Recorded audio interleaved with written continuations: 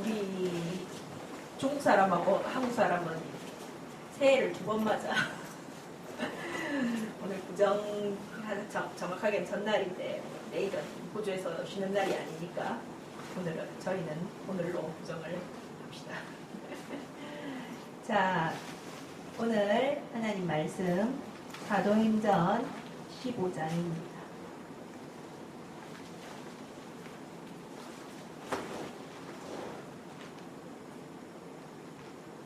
사도행전 15장.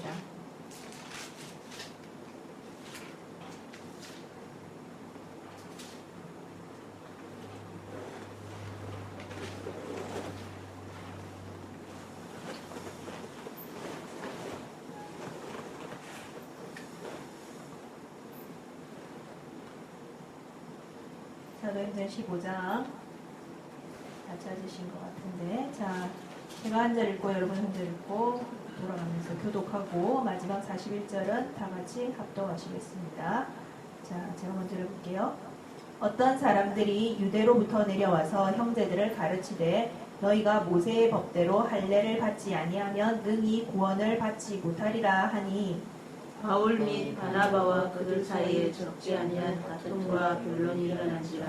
형제들이 이 문제에 대하여 바울과 바나바와 및 그 중에 몇 사람을 예루살렘에 있는 사도와 장로들에게 보내기로 작정하니라.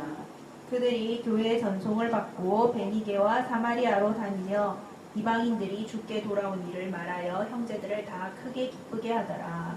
예루살렘에 이르러 교회와 사도와 장로들에게 영접을 받고 하나님이 자기들과 함께 계셔 행하신 모든 일을 말하니, 바리새파 중에 어떤 믿는 사람들이 일어나 말하되 이방인에게 할례를 행하고 모세의 율법을 지키라 명하는 것이 마땅하다 하니라.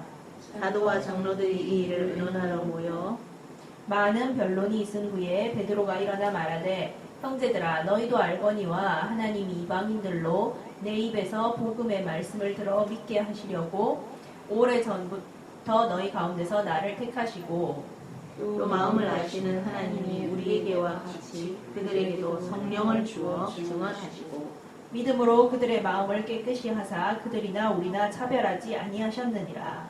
그런데 지금 너희가 어찌하여 하나님을 시험하여 우리 조상과 우리도 능히 믿지 못하던 멍에를 제자들의 목에 들였느냐. 그러나 우리는 그들이 우리와 동일하게 주 예수의 은혜로 구원받는 줄을 믿노라 하니라. 온 무리가 가만히 있어 바나바와 바울이 하나님께서 자기들로 말미암아 이방인 중에서 행하신 표적과 기사에 관하여 말하는 것을 듣더니, 말을 마침에 야고보가 대답하여 이르되 형제들아, 내 말을 들으라. 하나님이 처음으로 이방인 중에서 자기 이름을 위할 백성을 세워주시고 그들을 기쁘실 것을 시므온이 말하였으니, 선지자들의 말씀이 이와 일치하도다. 기록된 바 이후에 내가 돌아와서 다윗의 무너진 장막을 다시 지으며 또 그 허물어진 것을 다시 지어 일으키리니, 이는 그 남은 사람들과 내 이름으로 일컬음을 받는 모든 이방인들로 주를 찾게 하려 함이라 하셨으니, 즉 예로부터 이것을 알게 하시는 주의 말씀이라 함과 같으니라.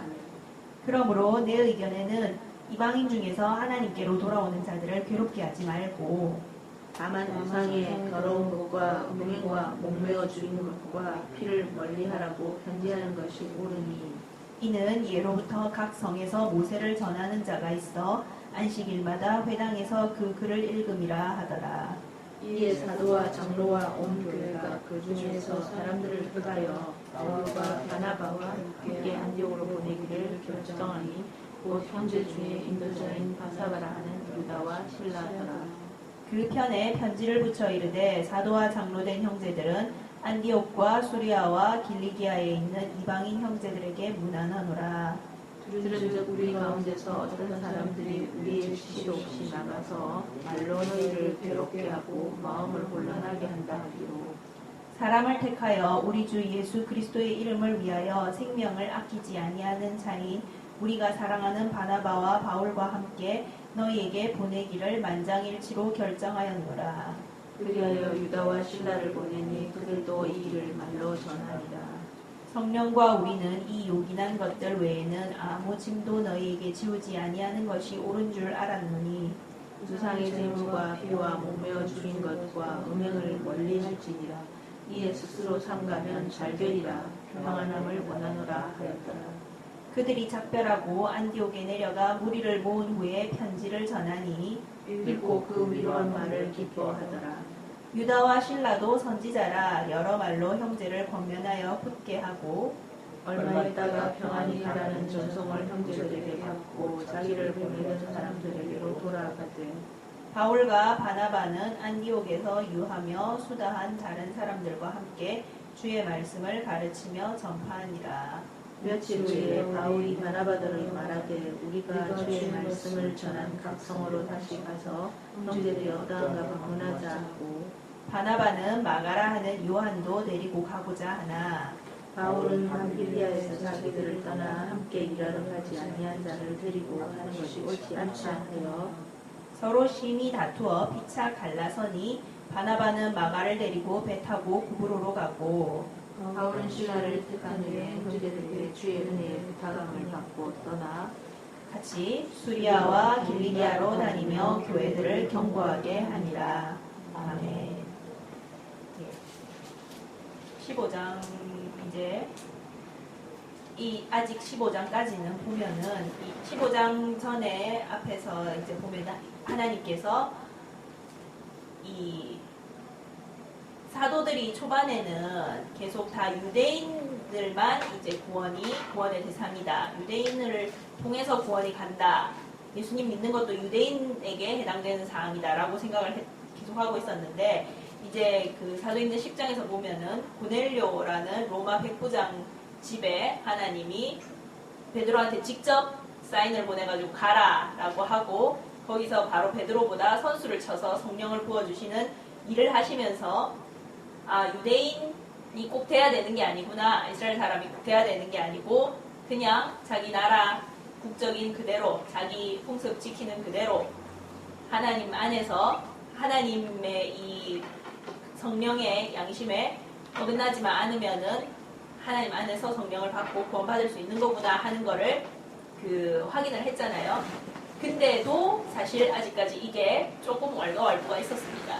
그리고 바울의 사역은 지금부터 많이들 보겠지만은 수많은 부분들이 갈라디아서도 그렇고 로마서도 그렇고 많은 바울 서신들이 예수님을 믿으면서도 예수님을 믿는 것만으로 충분하지 못하다.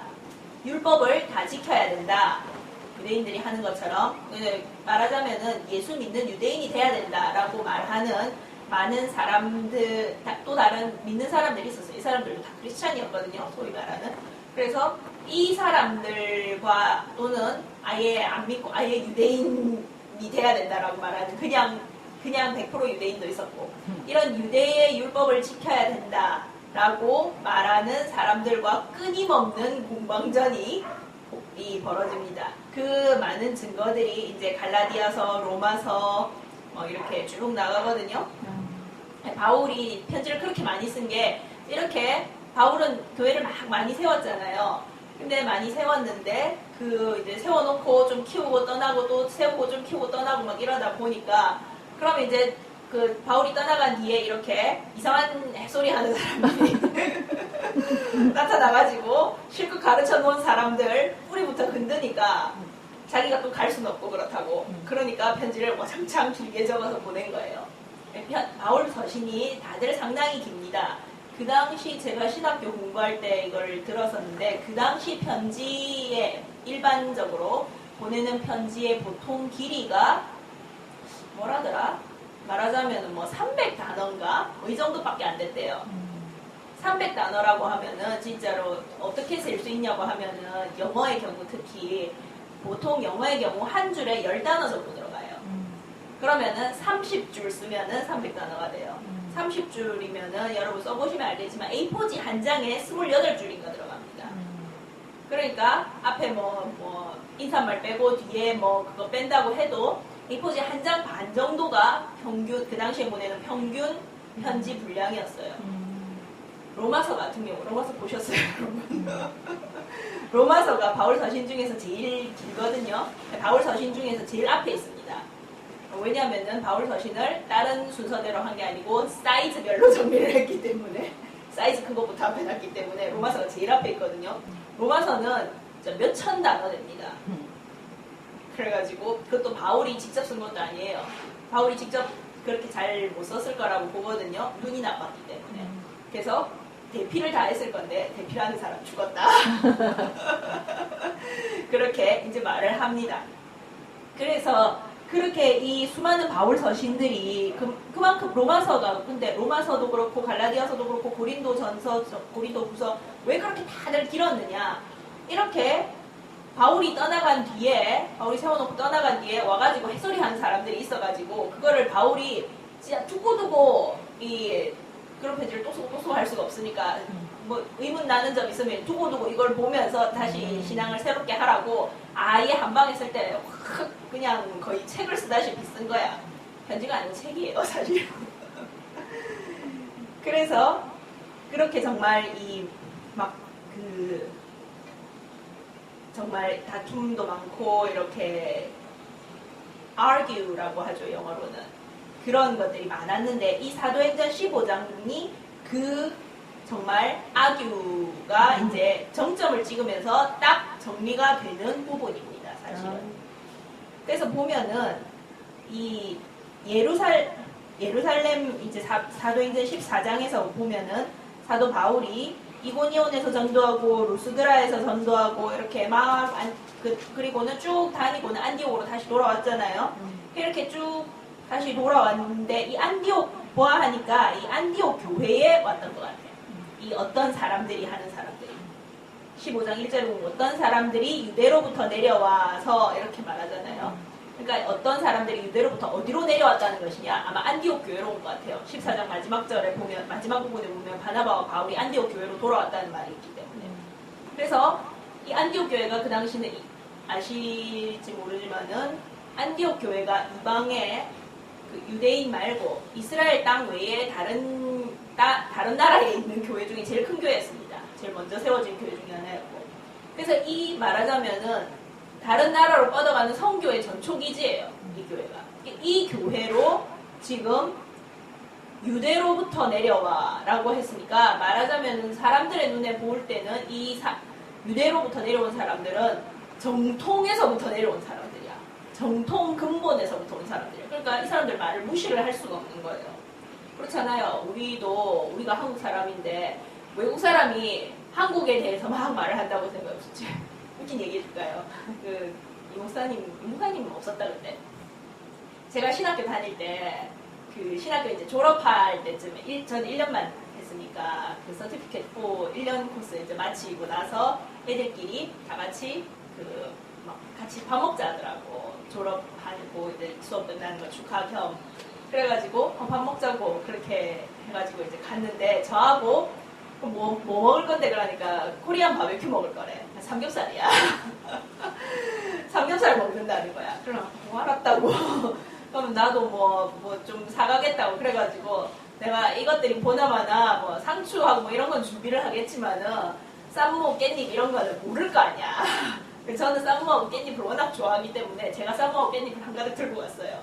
내가 혼자 먹어야지. 안 먹으면은 이러면서 들고 왔더니만은 이제 막 준비를 막 해놨어. 삼겹살 한가득 사고, 항정살 사고, 와규 사고, 다 사가지고, 우설도 샀더라. 소 혓바닥 있잖아요. 뭔지 모르고 산 것 같아, 보니까. 그래서 사가지고, 막 굴팍 벌리고 다 준비를 해놨어. 그래갖고, 제 친구가, 지금 걔도 저랑 같이, 어쩌다 보니까 마스터 같이 등록한 것 같아요. 마스터 같이 등록한 홍콩 여자였는데 그 여자애가 이제 다 이제 먹으려고 하니까 자 이제 걔가 이러니까 자 이제 내가 어떻게 먹는지 이걸 시범을 보여줄게. 다들 저하고 그때 우리 집에 같이 살았던 태기라는 걔하고 빼고는 한국 사람 아무도 없으니까 이 코리안 바베큐를 어떻게 먹는지 잘 모르는 사람들이 많았던 거야. 그래가지고 근데 제가 처음에 딱 갔을 때부터 좀 신기하다 싶었던 게 왜 상추가 그거 있잖아요. 우리 샐러드에 먹는 아이스버그 레터스 있잖아요. 동그란 거. 그거 몇 개 있는 거야. 그리고 김 구운 거 있잖아요. 그게 쫙 있어. 그럼 저것들이 도대체 왜 있는 거? 그래갖고 근데 내가 이거 시범을 보여줄게 이러면서 내 친구가 그 아이스버그 상추 한 장을 탁 뜯어. 탁 뜯어가지고 자 상추를 이렇게 뜯고 김을 얹어서 김을 얹어서 거기다 고기를 얹고 이래가지고 쌈장 얹고 이렇게 해가지고 탁 먹는 거야. 이렇게 하는 거야. 나하고 태기하고 보면서 헐. 어디서 배웠어? 우리 그러나 아니 근데 솔직히 너무 이렇게 너무 용감한 거야. 아니 다른 내하고 태기가 없으면 몰라. 한국 사람들이 있는데 한국 사람들을 냅두고 중국 사람이 자기가 한국식 바베큐, 한국식 삼겹살을 어떻게 먹는 시범을 보여주겠다고 하니까 그것만 해도 그렇다 소치는데 그걸 또 잘하든가 그러면 완전 이상한 게 아니까 내가 아니 우리나라에서는 김 안 먹는다고 게다가 상추 이 상추 안 쓰거든. 그래가지고 제가 우리는 일단 상추는 이거밖에 없으니까 이거 먹자고. 그러면 나는 근데 우리나라에서는 이거 깻잎 먹고 쌈무 이거 싸먹는다고 그러면 제가 싸먹는 걸 보여줬어요. 그랬더니 깻잎은 향이 강해서 못 먹는 사람들이 많고 쌈무는 완전 동났어. 순식간에 동났어. 너무 맛있다고. 그러니까 제가 왜 이 말을 하냐면은 그렇게 말하자면 걔네들로서도 코리안 바베큐라고 하면은 원조인 코리안한테 물어보는 게 사실 정석적이잖아요. 정상적인 사고방식이잖아. 여기서도 마찬가지였던 거예요. 마찬가지였을 거예요, 아마. 이 기독교 예수님에 대한 것, 이런 것이 다 먼저 이스라엘에서부터 나왔기 때문에 이 안디옥 교회가 비록 크고 진짜 교회 운영이 잘 되고 바울과 바나바가 진짜 충성하고 있고 막 교회 성교하고 있고 정말 잘하고 있는 교회였지만은 유대로부터 내려온 이 사람들의 말을 무시를 할 수가 없었을 겁니다. 왜? 유대라고 하면 일단 예수님이 살았던 데고 그렇다면은 우리가 가지고 있는 이것의 본 뿌리에서부터 왔다 라는 생각을 했을 거니까. 근데 이 사람들이 그러면 본 뿌리에서부터 왔으면 잘 하든가 잘 가르치든가. 이 사람들이 뭐라고 가르치냐? 모세의 법대로 할례를 받고 다 모세율법을 지켜라 라고 말을 하는 겁니다. 모세율법이 몇 개인 줄 아세요, 여러분? 613개래요. 근데 제가 생각하기에는 아마 법조문으로 적힌 것만 613개고 그 밑에 우리나라 법도 책이 어떻게 되어 있는지 아시죠? 국회가 제정하는 법률이 있고 그 밑에 그 관련 행정부서가 제정하는 규칙이 있고 그 밑에 관련 행정자치단체가 제정하는 조례가 있고 그 밑에 그 실시하는 그 완전 기관에서 하는 명령이 있어요. 그러니까 이 4단계로 가거든요. 가끔씩 얼마 전에 무슨 인터넷에서 기사 보니까 우리나라 법 중에 하극상 법들이 있다네. 위에 상위 법률은 근무자 노동시간 같은 거 제일 대표적이래요. 상위 법률은 주 40시간 이렇게 정하고 있다면은 밑에 조례인가 뭐 거기서 뭐 필요할 때는 주 60시간까지 할 수 있다 이렇게 하고 있대. 그러니까 여기 이 조례에 근거해서 전부 다 주 60시간으로 시간표를 다 짜는 거야. 기업들이. 그래, 하극상 법률이라고. 그런데 그래서 그렇게 이제 막 우리나라 법률도 그렇게 돼 있듯이 이 모세의 율법도 그런 게 많이 있었습니다. 그 예수님께서 막 바리새인들하고 막 말씀하시고 바리새인들 뭐라 하시고 할 때 그런 말씀 잘하잖아요. 너희가 장로의 유전으로 하나님의 말씀을 패한다. 하나님의 말씀을 뒤엎는다. 하극상입니다. 우리나라처럼 딱 하극상이었어요, 이게. 하나님께서는 분명히 모세 10계명에 5계명이 그거거든요. 네 부모를 공경하라. 어느 정도였냐면은 부모를 공경하지 않으면 돌로 쳐 죽여라라고 할 정도였어요. 대박이지. 근데 예수님께서 하시는 말씀이 바리새인들한테 뭐라고 했냐면 너희는 하나님이 모세한테 법을 줘서 10계명으로 그것도 줘가지고 부모를 공경하라라고 했는데 그거를 고르반이라고 해가지고 부모를 말하자면 공경하고 해야 되는 돈 있잖아요. 그런 부분을 하나님한테 드리는 제도가 있었어요. 그러면 내가 하나님한테 드렸으니까 엄마 아빠는 땡 없음. 알아서 사세요. 이렇게 하면은 그만이다라고 그렇게 할 수 있다라는 그 말하자면 규칙이나 조례 같은 거를 장로들이 만들었어요. 바리새파 장로들이 만들었어요. 그래서 예수님이 너희가 하나님이 직접 준 모세의 율법을 너희가 만든 장로의 유전으로 뒤엎는다. 무슨 하극상 이렇게 말씀하시는 장면이 있거든요. 그런 조례에 해당하는 세세한 장로들의 유전이 진짜 살 수 있는 게 613가지. 아마 우리가 모르는 것도 많을 겁니다. 그래서 이 사람들이 그걸 다 지켜야지. 예수 믿는 것만으로는 안 된다. 예수는 당연히 믿고, 그렇지만 예수를 믿으면서 할례도 받고 그런 이런 거 오만 거 떼만 거 율법 다 지켜야 된다 라고 말을 합니다. 그러니까 이 바울과 바나바가 열받죠. 자기들이 열심히 해놓은 거를 다 뒤엎으려고 드는데 자기들이 바울과 바나바는 이방 선교를 많이 했잖아요. 다른 나라에 가가지고 그리스나 라틴이나 아랍 쪽이나 이런 데 가가지고 이방 선교를 막 하면서 그 사람들이 분명히 물었을 거 아니야. 그러면 우리도 이스라엘 사람들처럼 막 씻고 오만 거 떼만 거 다 지켜야 되냐고. 바울이 그럴 필요 없고 그런 거 아니다고. 그냥 예수만 믿고 성령을 받으면 된다고. 그럼 될 거 아니야. 그랬을 거 아니야. 근데 와서 다 뒤엎으려고 드니까 이 뒤에 나오지만은 바울이 또 한 성격 하십니다. 오늘 뒷부분에 나오잖아요. 바울과 바나바가 완전 심히 다투어 갈라설 섰다고. 바울이 성격이 완전 칼 같거든요. 바울 서신들도 보고 하면 그렇지만. 그래서 이 한 성격 하시는 바울이시다 보니까 이렇게 자기 한 걸 뒤엎으려고 하니까 가만히 있겠어요.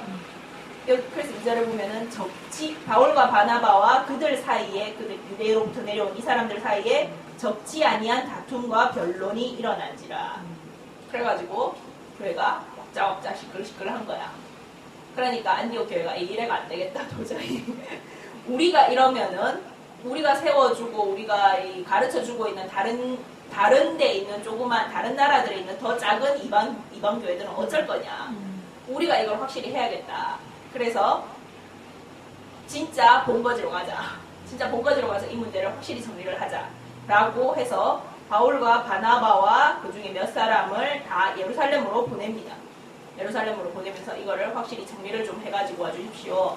우리가 이방인들한테 선교하고 이방인들을 이렇게 가르치고 할 때 어디까지 해야 된다고, 어떻게 해야 구원이 된다고 가르쳐야 되는지 확실히 좀 해주십시오 라고 합니다. 그래서 이제 예루살렘에 가가지고 막 말을 하니까 7절에 보면 그러죠. 많은 변론이 있은 후에. 적은 변론도 아니야. 많은 변론. 보나마나 며칠은 아마 갔을 거예요. 며칠, 어쩌면 몇 주까지도 갔을지도 몰라. 그래서 많은 변론이 있은 후에 이제 베드로가 일어나서 봐라. 나도 누구도 알다시피 나 이스라엘 사람이거든. 그리고 내 사역은 이스라엘을 위한 사역이고 베드로는 이스라엘을 위한 사역이었어요. 이스라엘 사람들을 위주로 사역하고 하는 사람이지만은 그래도 이 이방의 선교에 물꼬를 튼 거는 사실 내였다. 하나님이 내를 통해서 이방인에게도 하나님이 똑같이 역사하시고 똑같이 성령을 부으시고 똑같이 은혜를 주신다는 것을 확인을 해줬다. 그리고 내가 직접 내 눈으로 봤지만은 성령이 내려올 때 그 사람들 세례 당연히 안 받았고 할례 당연히 안 받았고 유대율법 그런 거 없어. 돼지고기 다 먹고 있고 그런 상태에서 성령이 내려오는 걸 내 눈으로 봤다.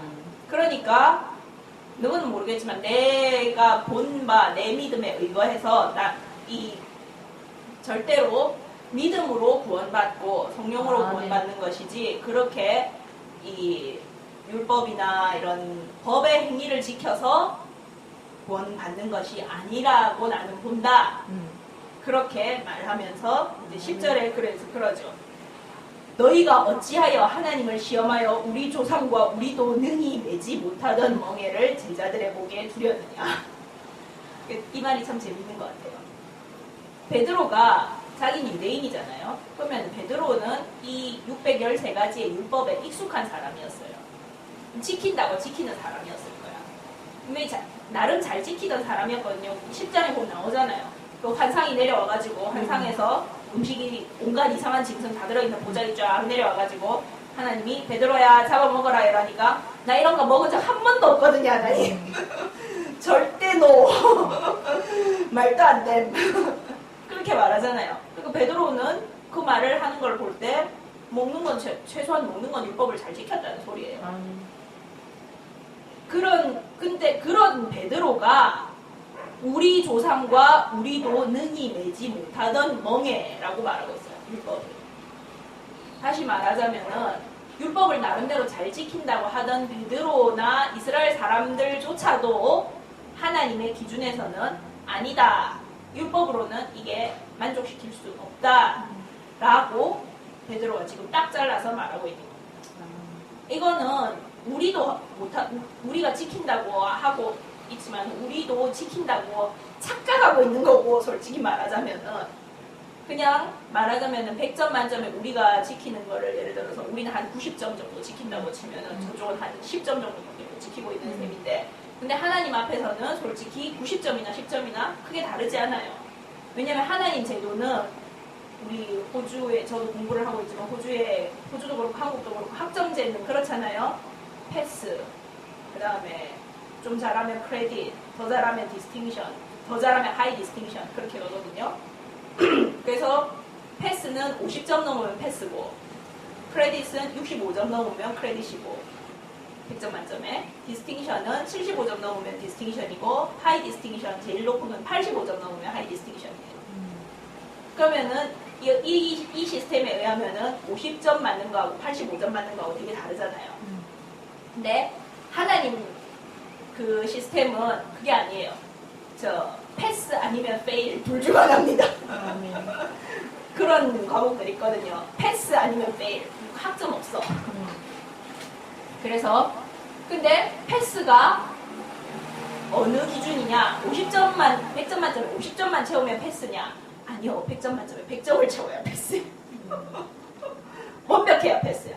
그러니까 하나님 앞에서는 사실상 빵점이나 99점이나 똑같습니다. 그래서 우리가 다른 사람을 함부로 우리도 정죄하고 비판하고 할 수가 없는 겁니다. 우리가 보기에는 난 저 사람에 비하면 좀 낫지. 우리가 보기에는 그래요. 근데 하나님 눈에서 볼 때는 그놈 뭐 도토리 기재기 똥 묻은 개가 개 묻은 개 나무란다. 아멘. 그런 거예요. 하나님 측에서 볼 때는 우리도 그렇고 그 빵점짜리도 그렇고 빵점짜리 사람도 그렇고 둘 다 똑같이 하나님의 은혜가 필요한 사람들일 뿐입니다. 그래서 베드로가 9절에 그러잖아요. 믿음으로 그들의 마음을 깨끗이 하사 그들이나 우리나 차별하지 아니하셨느니라. 차별이 없습니다. 하나님은. 유대인이라고 유대인 율법을 다 지켜야 되는 것도 아니고 이방인이라고 뭐 그걸 또 유대식으로 다 바꿔야 되는 것도 아니고 하나님 안에서는 믿음으로 9절에 말하듯이 믿음으로 마음이 깨끗해지고 8절에 있듯이 성령으로 하나님이 우리 안에 계신 것이 증거되는 것이 구원의 그냥 조건입니다. 아멘. 그게 구원의 기본 전제 조건이고 그것 되면은 되는 거예요. 11절에 그래서 그러잖아요. 그들이 우리와 동일하게 주 예수의 은혜로 구원받는 줄을 믿노라. 율법을 좀 잘 지키나 좀 못 지키나 그거 가지고 구원되는 거 아닙니다. 어차피 인간은 다 하나님의 은혜로 은혜라는 말은 다른 말로 하면 선물이잖아요. 선물이거든요. 은혜라는 것은 그렇다고 하던데 어디서 들었더라 이거를. 은혜라는 말은 다른 말로 하자면 자비거든요. 자비는 여러분 어떤 특징이 있냐면은 자비를 베풀 만한 가치가 없는 상대에게 베푸는 게 자비예요. 자비를 베풀 만한 가치가 있는 상대한테 베푸는 거는 그 상대는 자비를 자기가 말하자면 번 거지 자비를 받는 게 아닙니다. 그래서 자비라는 것은 기본적으로 받을 가치가 없는 상대에게 주는 게 자비입니다. 그렇게 말하더라고요. 이 자비가 우리 기독교식으로 말하자면 은혜거든요. 그래서 뭐 불교에서도 뭐 자비 막 이런 말 많이 하잖아요. 그래서 이 은혜가 하나님의 곧 자비, 여기 우리 같이 찬양도 불렀지만 grace and mercy라고 똑같이 말하잖아요. 그래서 잘하는 사람이나 못하는 사람이나 딱하고 말하자면은 마더 테레사 같은 분이나 히틀러 같은 사람이나 하나님 앞에서는 똑같이 그냥 하나님의 은혜가 필요한 사람일 겁니다. 우리가 보기엔 많이 달라 보이죠. 하나님 눈에서는 똑같아요. 그냥 비슷합니다. 조금 겉에 뭐 이렇게 얼마나 목욕 잘하냐 그 차이 정도지. 그래서 우리가 이 세상을 살아갈 때 첫 번째로 말씀드리고 싶은 것은 다른 사람을 우리가 함부로 뭐라 말하지도 말고 또 그 사람들에게 내가 하는 것처럼 신앙생활 하세요 라고 말할 필요도 없다는 거예요. 그렇잖아요. 여기 우리 조상과 우리도 능히 매지 못하던 멍에라고 말합니다. 내가 하는 것처럼 해라라고 할 필요도 없고 뭐 내가 하는 게 꼭 맞다라고 말할 필요도 없고 그렇다고 내가 뜯어고쳐야 될 필요도 없었잖아. 율법을 지키고 싶으면 지키세요. 베드로가 그 하나님이 그 환상 보여주고 다 괜찮다, 먹어도 다 괜찮다 그렇게 말했잖아요. 그렇다고 베드로가 그 다음부터 돼지고기 먹었을까? 나 안 먹었다는데 한 표. 여전히 안 먹었어. 여전히 안 먹고 베드로는 여전히 유대식으로 율법을 잘 지키면서 살았을 거예요. 바울은 상관없었어요. 바울은 뒤에 가면은 뒤에 이 편지 내용이 다 필요 없고 그래서 29절에 보면은 딱 이제 요약된 게 그거잖아요. 다 짜다라 그런 뭐 유대 율법 뭐 이런 거 지키고 자시고 그런 거 신경 쓸 필요 없고 이것만 조심해라. 우상의 제물과 피와 목매어 죽인 것과 음행 요것만 조심해라. 그리고 스스로 삼가면 다 괜찮을 것이다. 스스로 조심하면 다 괜찮을 것이다. 그렇게 말을 하거든요.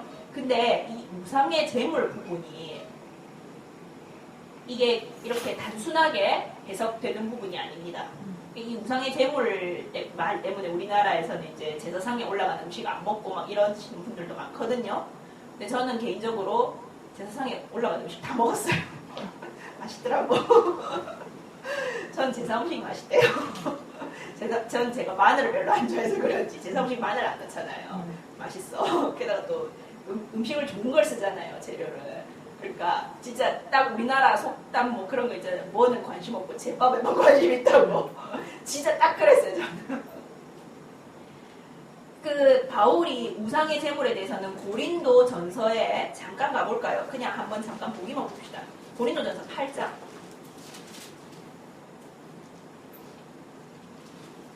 고린도 전서 8장부터 8장, 9장, 10장까지가 다 이렇게 같은 내용인데 특히 8장에 우상에게 바친 제물, 우상의 제물에 대하여 8장 1절에 그렇게 돼 있죠. 우상의 제물에 대하여는. 그래서 8장이 우상에게 바친 제물에 관해서 특별히 많이 설명을 하고 있습니다.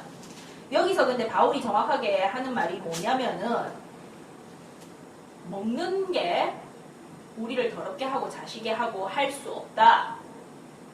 그렇게 말을 딱 합니다. 저 4절에 보면 그렇거든요. 우상의 제물을 먹는 일에 대하여는 우상은 세상에 아무것도 아니며 하나님은 한 분밖에 없는 줄 아노라. 그리고 8절에 보면은 음식은 우리를 하나님 앞에 내세우지 못하나니 우리가 먹지 않는다고 해서 더 못 사는 것도 아니고 먹는다고 해서 더 잘 사는 것도 아니니라. 상관없다는 말이에요. 먹든 말든. 왜? 아니 그거 먹으면은 끽해봐야 그냥 몸에 피와 살 되고 나머지는 똥으로 나가는 것 뿐이야. 그게 무슨 마술적인 뭐 매직을 부려가지고 성격을 바꾸고 그런 거 없어. 그런 거 없어. 근데 바울이 우상의 제물에 대해서 이제 하는 말이 7절에 보면은 그래서 이 하나님이 한 분밖에 없고 만물이 그로 말미암고 6절에 보면 우리도 그로 말미암아 있고 그래서 우상이나 우상 제물이나 그런 그게 우리 영을 어떻게 할 수가 없다. 그건 육으로 들어가서 육으로 나가는 것일 뿐이니까 그게 우리 영을 어떻게 할 수가 없다. 근데 7절에 보면 그렇게 말합니다. 이 지식이 또는 이 믿음이라고 해야 되나? 이렇게 우상한테 올라갔다가 내려온 음식을 먹어도 이게 아무렇지도 않다라는 이 담대함이나 이 마음이 모든 사람에게 있는 것이 아니므로 어떤 이들은 지금까지 우상에 대한 습관이 있어 우상의 제물로 알고 먹는 거로 그들의 양심이 약하여지고 더러워지느니라. 이게 그 음식 자체에 문제가 있는 게 아니고 그렇지만 이 음식을 어떻게 받아들이느냐 네 마음에 따라서 이게 문제가 될 수도 있고 안 될 수도 있다. 아멘. 그렇게 말을 하거든요. 바울이. 이거 자체는 아무 상관없어. 근데 네가 이거를 이거 부정한 음식인데 뭐 먹으면 하나님 앞에 죄가 되지 않을까? 아니 모르겠다 뭘 먹을래? 그러면서 먹는다. 그러면은 이거는 네가 마음에 꺼리껴 하면서 하는 거기 때문에 죄가 된다 이거는. 네 양심에 지금 타격을 주는 행위다 이거는. 네가 이걸 봤을 때 뭐 밥인데 그냥 뭐 이거 먹는다고 내 영혼이 뭐 어째 되나 뭘 그런 거 말도 안 된다. 그냥 하나님 주신 거니까 다 맛있게 먹을란다 하고 먹으면은 양심이 거기에 전혀 데미지를 안 받기 때문에 그건 그냥 음식일 뿐이에요. 근데 이거를 우상한테 올라갔던 건데 내가 먹으면 안 되는 거 아닌가 이렇게 하면서 먹으면은 양심이 데미지를 받으면서 이걸 행동을 하기 때문에 그거는 네 영혼에 타격이 된다라고 말을 하는 겁니다. 그러면서 한 걸음 더 거기서 한 걸음 더 나가서 하는 말이 9절에 보면은 너희의 자유가 믿음이 약한 자들에게 걸려 넘어지게 하는 것이 되지 않도록 조심하라.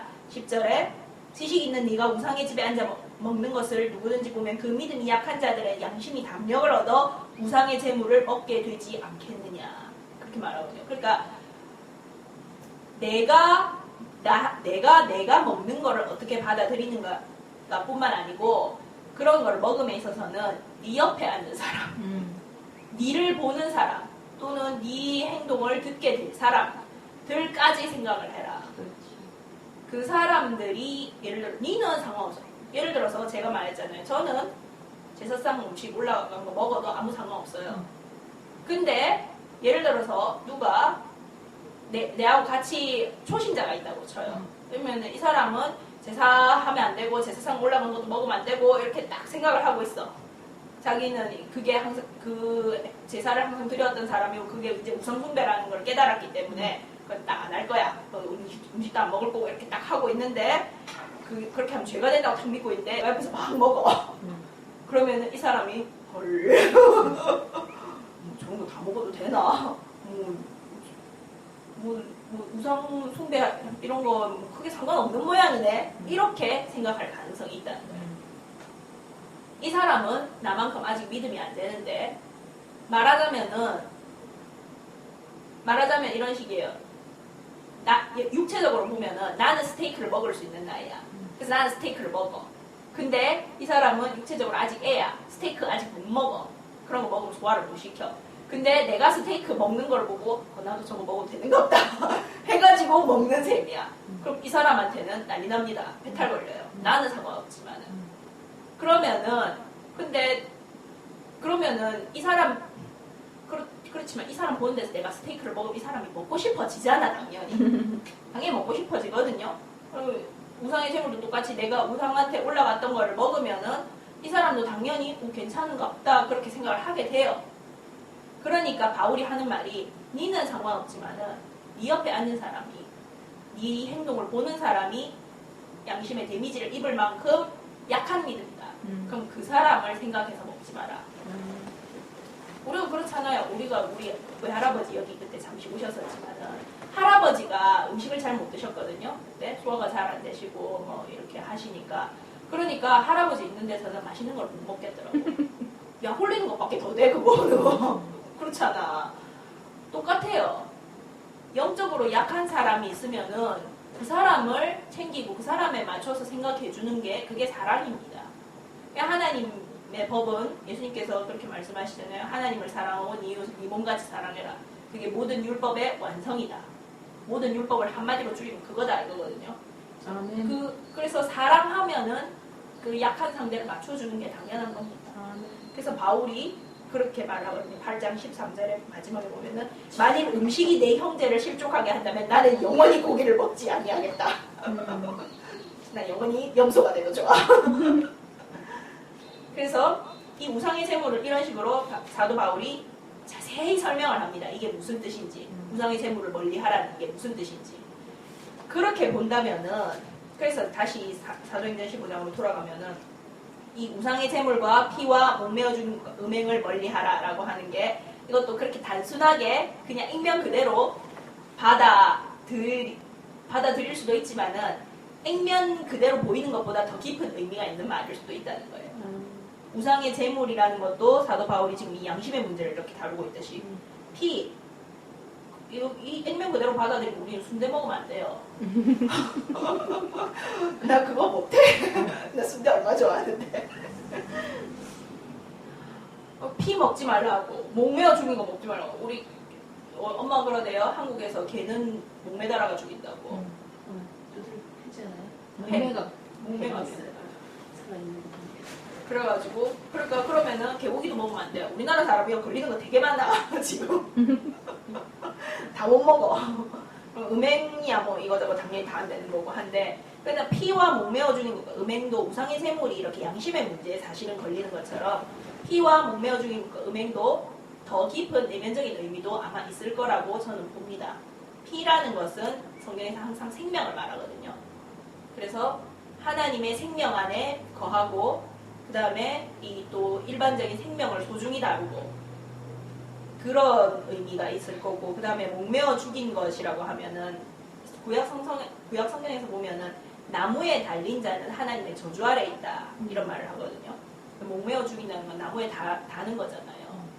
그래서 목매어 죽인 것을 피하라는 말은 하나님의 저주 아래 저주받을 짓을 하지 마라라는 말하고도 일맥상통합니다. 하나님께 저주받을 짓이 어떤 짓이냐? 하나님 법 밖으로 나가면은 바로 저주입니다. 이 성경에서 말하는 원리 바깥으로 나가면은 바로 그냥 저주일 수밖에 없어요. 우리가 살아가는 이 세상은 하나님의 보호가 특별히 있는 구역이 있고 하나님의 보호가 특별히 있는 삶의 원리가 있고, 그 밖으로 나가면은 하나님의 보호가 없어집니다. 아멘. 없어지면은 자연스럽게 마귀 수하에 마귀가 지배하는 영역에 들어가는 거고, 그 영역은 하나님께 있어서는 하나님이 내버려 두신 영역이에요. 하나님의 저주라는 건 딴 게 아니라 하나님 내버려 두는 겁니다. 제일 큰 저주가 하나님 그냥 놔버리는 게 하나님은 제일 큰 저주거든요.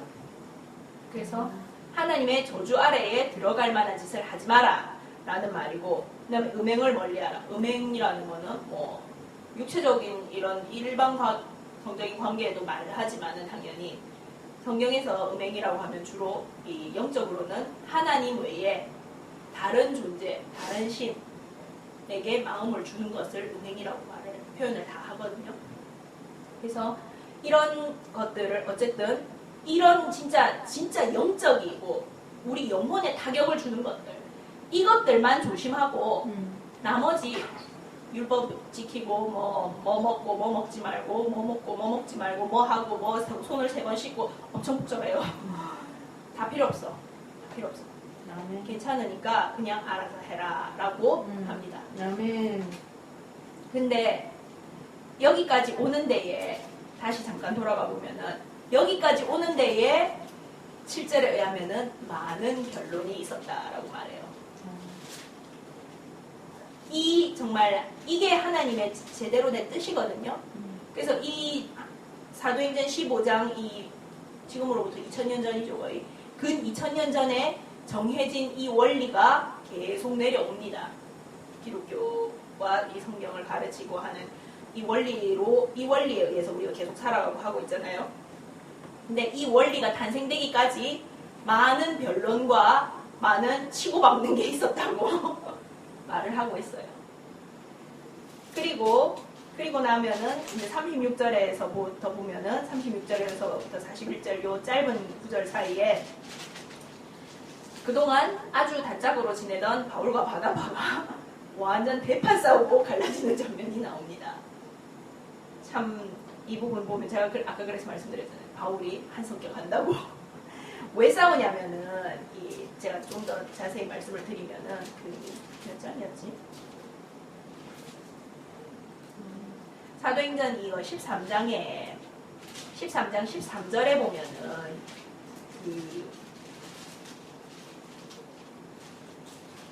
13장 13절에 보면은 바울과 바나바가 이제 처음에 이때가 막 처음 1차 선교도 하면서 돌아다닐 때거든요.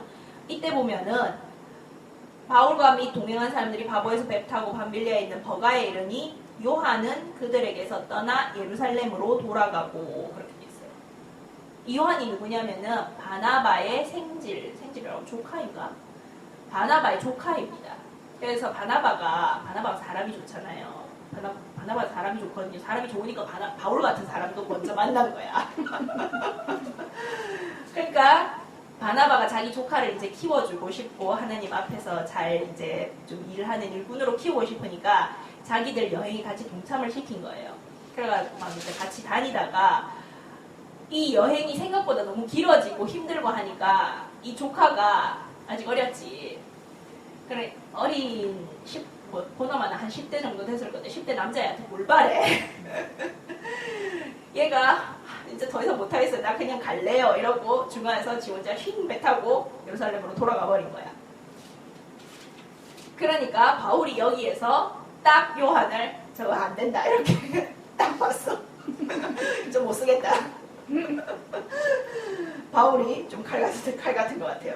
그래가지고 바울이 이제 2차 선교를 가기 직전이거든요. 2차 선교를 가자고 이제 바나바한테 말하면서 2차 선교를 가면서 우리가 그 1차 돌아다니면서 막 세웠던 교회들 있잖아요. 거기 가가지고 다들 잘하고 있는 거 한 번씩 쭉 다 둘러봅시다. 그렇게 이제 말을 하니까 바나바가 좋다고 이번에 요한이 걔도 다시 데리고 가자고 그러는 거야. 바울이 우리 중간에 내삐리고 가는 그런 사람 왜 데리고 가요? 또 내삐리고 가려고.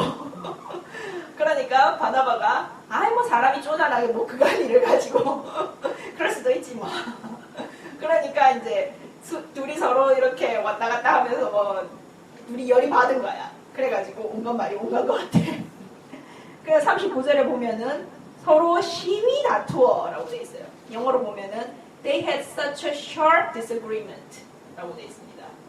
이 영어식 표현으로 보면 제가 진짜 이 얼마나 강렬한 표현인지 알고 있는데 진짜 sharp disagreement라고 하면 완전 첨예하게 대립하는 걸 말하거든요. 우리식으로 말하자면 완전 칼같이 부딪히는 것처럼 확 싸우고는 이 요한 문제 정도가 아니고 당신도 그런 사람 편드는 거 보니까 당신하고도 일같이 못하겠다. 갈라서자 이렇게 된 거야. 그래가지고 바울과 바나바가 갈라섭니다.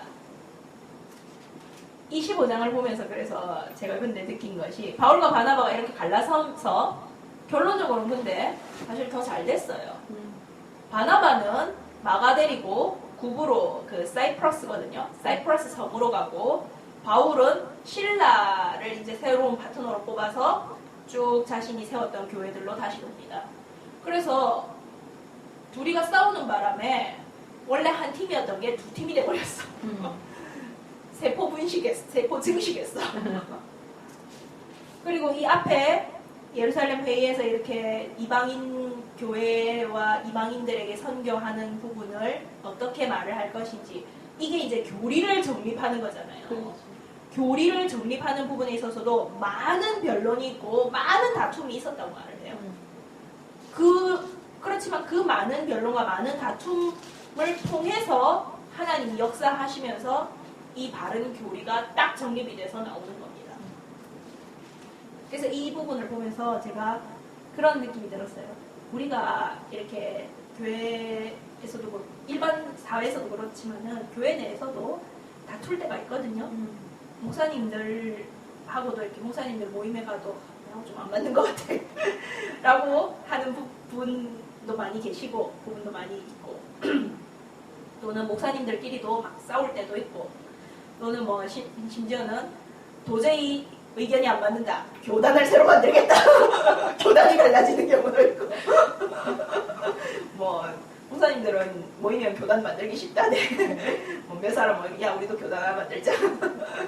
그렇게 한다는데 근데 그렇게 서로 이렇게 말하자면 서로 좀 의견이 다르고 서로 동의하지 않고 서로 갈라서는 게 꼭 나쁘지만은 않구나. 그걸 통해서도 하나님이 이렇게 정말 이 앞으로 2000년을 지속될 2000년뿐만 아니고 진짜 예수님이 오실 때까지 지속될 이 성경에 이렇게 딱 교리를 박아 넣을 수 있는 제대로 된 영적 원리를 박아 넣을 수 있는 결과가 도출이 되고 바나바와 바울도 그렇게 싸우고 갈라졌지만은 결론적으로는 선교가 2배로 돼버리는 좋은 결과가 나오고 그래서 하나님 앞에서는 하나님 안에 있으면은 로마서 8장 28절이 제 생일하고 똑같은데 제가 좋아하는 구절이거든요. 그렇게 말하잖아요. 주 안에서는 하나님 안에서는 모든 것이 협력하여 선을 이룬다. 이 다툼과 변론과 의견 불일치와 갈라서는 것까지도 하나님 안에서는 하나님은 다 좋게 사용을 하신다. 그리고 또 나중에는 다 화해하고 다 좋아져요. 또 다시 바울과 바나바도 다시 좋아집니다. 바울이 마가를 나중에 다시 받아들이거든요. 그 디모데 전서가 디모데 후서가 보면은 바울이 이제 노년에 거의 죽기 직전에 그렇게 말을 해요. 요한이라 하는 마가 걔 데리고 온다. 그렇게 말을 하거든요. 아마 그 사이에 마가도 많이 변했겠지. 그러니까 바울도 또 좀 많이 너그러워졌을 거고. 그러니까 아이고 그래 이제 데리고 온다. 그렇게 하는 장면이 나와요. 그래서 하나님 안에서는 어디로 가든지 어떤 방식을 통해서든지 그 뒤에서 하나님께서 다 역사하신다는 것을 우리가 이걸 통해서 볼 수 있는 것 같아요. 예전에 무슨 히스토리 채널 같은 그거를 봤는데 거기서 이제 성경에 말하자면 권위라든가 이런 걸 공격하는 사람 중에 한 명이 그런 말을 하더라고. 이 성경이라는 게 인본적인 방법으로 만들어진 거다 이거는. 인위적인 방법으로 인간들이 논의하고 사람들이 논의하고 토론하고 뺄 건 빼고 넣을 건 넣고 사람들의 권력도 작용하고 막 이러면서 이게 인위적으로 만들어진 거기 때문에 이게 하나님의 말씀이라고 하나님이 직접 하신 말씀이라고 꼭 우리가 인정할 수가 없다. 우리가 성경 또한 다른 말하자면 일반 그 문서를 대하듯이 우리 일반 문서를 대하면은 이게 꼭 100% 진리다라는 것을 전제에 깔지 않잖아요. 이것 말고도 다른 것도 있을 수 있다. 다른 의견도 있을 수 있고 다른 것도 있을 수 있고 또 다른 새로운 사실이 발견될 수도 있고 이게 100% 진리는 아닐 수 있다라는 걸 깔고 항상 우리 영어식으로 말하면 크리티컬하다고 하는데 이렇게 딱 비평할 수도 있는 그런 잣대로 딱 보잖아요. 성경도 그래서 그렇게 봐야 된다라고 말하는 사람들이 있습니다. 근데 성경은 저는 그렇게 믿습니다. 성경은 좀 다릅니다. 성경은 하나님께서 그렇게 똑같은 방식으로 그 다른 문서들과 똑같은 방식으로 만들어졌지만은 비록 겉으로 보기엔 그렇게 똑같은 방식으로 만들어졌지만은 그 하나하나 와중에 하나님께서 다 역사하시고 그 결과를 이끌어내시면서 하나님께서 인도해 나가시고 원하시는 것이 이렇게 기록되도록 하나님께서 역사하셨다고 저는 믿어요. 그래서 뭐 니케아 그 기독교 역사 쭉 배우면 이제 뭐 니케아 공예라든지 뭐 이런 교리를 정립하는 굵직굵직한 사건들이 나오거든요. 그런 굵직굵직한 사건들이 이제 말하자면 그런 역사학자나 이런 사람들은 이렇게 일반 다른 문서나 다른 역사적인 것들하고 다 똑같기 때문에 이것도 비평적인 잣대를 가지고 봐야 된다라고 말하지만은 그 사건들 하나하나에 하나님께서 다 관여하십니다. 아멘.